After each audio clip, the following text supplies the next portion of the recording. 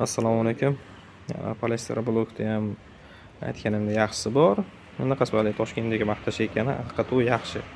O'zimizda qo'l bola quyayotganda endi nimasidir kammi, yo sementi kammi, o'sha hisobiga shunday uqalanib ketyapti. To'kiydi o'zi. Asosiy ushlab turadigan sementi bunda. Holat bada. Xuddi shunday holat.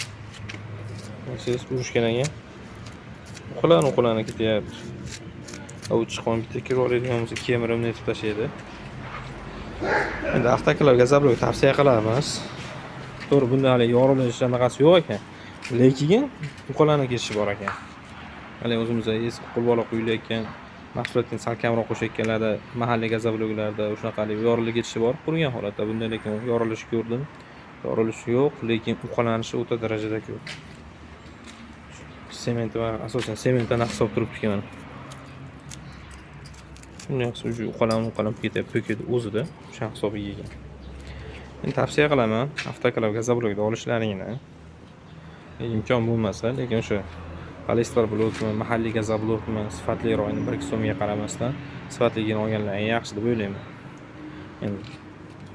Endi klient o'ziga bog'liq asosan. Fikrlaring bo'lsa qoldirib qo'yishlaring ham mumkin.